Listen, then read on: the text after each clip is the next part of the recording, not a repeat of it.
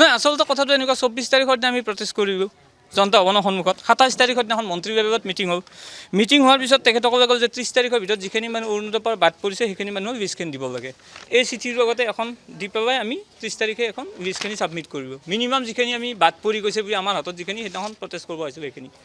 তাৰপিছত তেওঁলোকে এইখন চিঠি PA টু অনাৰেবল মিনিষ্টাৰ বুলি কৈ পেলাই আমাক চিঠি এখন দিলে যে মিনিষ্টাৰৰ লগত যোগাযোগ কৰি পেলাই থৈ দিছে 30 তাৰিখে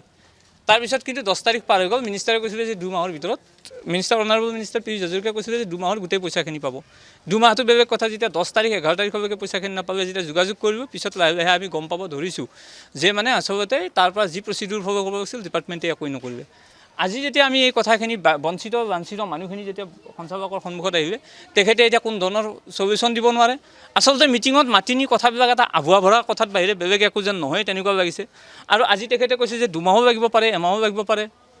কেইদিন লাগিব তেখেতে ক'বই নোৱাৰে যদি প্ৰপাৰলি ক'বই নোৱাৰে তেতিয়াহ'লে আমাৰ এই অফিচটোৰ কি দৰকাৰ আছে আমি নাভাবোঁ আৰু যদি এই ধৰণে যদি সঞ্চালকে এই বিষয়বিলাক যদি কথাত গুৰুত্ব নিদিয়ে অন্য কি কথাত গুৰুত্ব দিব কাৰণ তেখেতে কথাখিনিত বিশেষ ধৰণৰ কোনো গুৰুত্ব প্ৰদান কৰা নাই তেখেতক যেতিয়া মই ক'লোঁ যে এতিয়ালৈকে এনেকুৱা কৰা তেখেতে তেতিয়া কৈছে হয় নেকি কাৰণ তেখেতে গমেই নাপায় আচলতে ক'ত কি কৰিছে তাৰমানে এই মানুহবিলাকৰ কিবা কৈ পেলাই তেখেত যেন ইয়াত চিন্তিত নহয় হয়তো এই মানুহখিনিৰ পৰা বা ক'ৰবাত হয়তো মোৰ সন্দেহ হৈছে ক'ৰবাত হয়তো কিবা যদি প্ৰফিট হ'ল হয় তেতিয়াহ'লে হয়তো কাম কৰিলে হয় বেলেগ কাম হয়তো কৰিলে হয় কিন্তু ইয়াত হয়তো ডাইৰেক্ট বেনিফিচিয়াৰী একাউণ্টত যে যাব গতিকে তাত প্ৰফিট নহয় সেইকাৰণে এই বিষয়ত হেৰি নহয় আৰু এই ক্ষেত্ৰত বিভাগীয় মন্ত্ৰীগৰাকীয়ে যে গম পায় তাতো মোৰ সন্দেহৰ অৱকাশ আছে কাৰণ ইয়াতে এটা পোষ্ট অফিচৰ নিচিনা কাম কৰিছে পোষ্ট অফিচৰ কামটো প্ৰপাৰলি কৰা নাই কাৰণ চিঠিখন য'ত পঠাব লাগে তাতো পঠোৱা নাই আৰু আমাৰ মানুহখিনি যাব ক'ত আছে দিনটোত নহয় তেখেতে হয়তো কিছু কাম কৰে যিবিলাকত হয়তো প্ৰফিট হয় বেলেগৰ যিবিলাকত হয়তো কিছু প্ৰফিট হয় বেলেগ ধৰণৰ ফাইনেন্সিয়েল য'ত বেনিফিট হয় হয়তো তেনেকুৱা কৰে মই নাজানো একজেক্টলি মোৰ তেনেকুৱা অনুভৱ হয় ইয়াৰ উপৰি ইয়াত কিছুমান যদি আমি ডাটা দিওঁ সেই ডাটাবিলাক আকৌ শ্বেয়াৰ কৰে বেলেগক ইয়াৰ বাবে কোনোবা বেলেগে ফোন কৰিছে অফিচৰ বুলি কৈ পেলাই যেকে হেৰি মুছলমান ব্যক্তি এজনে ফোন কৰিছিলে আৰু তাৰপিছত নামটো চৌধুৰী হয় তাৰপিছত তেওঁ ফোন কৰি কৈছে তুমি ডিষ্ট্ৰিক্টত যোগাযোগ কৰিবা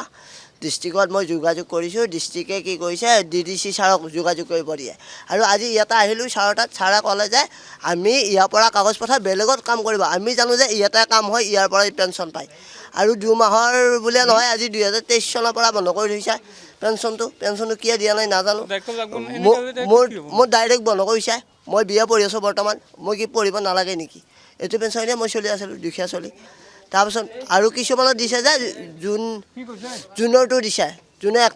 10 তাৰিখৰটো দিছে জুলাইটো দিয়া নাই এনেকুৱা কাম কৰি আছে আৰু আমি কৈ আছোঁ অৰুণোদয় নালাগে প্ৰতিবন্ধী আইন 2016 অনুসৰি আমাক পেঞ্চন দিয়ক 24 নম্বৰ দফা অনুসৰি আৰু এইটো চেণ্ট্ৰেলৰ স্কিম হয় এইটো অসম চৰকাৰৰ নহয় সেয়াই আমাক পেঞ্চনখিনি দিয়ক আয়ুৱে ঘৰ দিব লাগে আৰু স্পেচিয়েলি আমাৰ জিঅ' টেকিং কৰিব লাগে বুজি পাবা আজিৰ কথাটো কওক না আজি কি হ'ব এতিয়া আজিতো ছাৰ এতিয়া সময় দিবই নোৱাৰে ছাৰ কেতিয়া পেঞ্চন দিম কি কৰিম এইটো ক'বই নোৱাৰে তেওঁলোকে ফোন কৰি যে বেলেগ মানুহ হেৰি কৰে ফোন কৰি খবৰ ল'ব দিয়ে আৰু ছাৰ নাই ছাৰ ৰুম খালী কৰি নিদিওঁ ছাৰ আমাৰ আজি প্ৰতিশ্ৰুতি দিবই লাগিব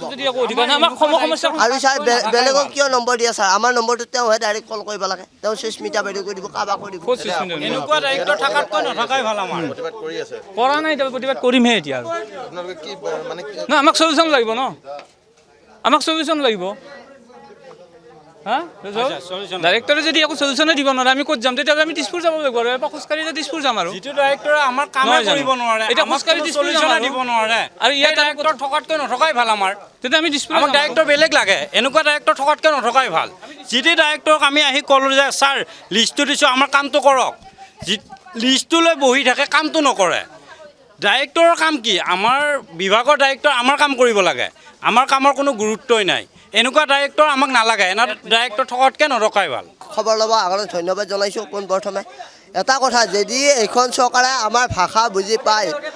প্ৰতিবন্ধীখিনি যদি পেঞ্চন দিয়ে বা অৰুণোদয় কৰ্তন কৰাখিনি দিয়ে তেতিয়াহ'লে আমি ভোট দিম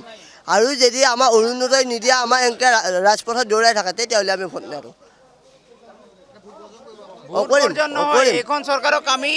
আমাৰ অল অসমত 9 লাখ দিব্যাংগ মানুহ আছে আৰু যদি এনেকৈ এইখন চৰকাৰ কৰি থাকে আমি বাৰে বাৰে ৰাজপথত ওলাবলগীয়া হয়। আমি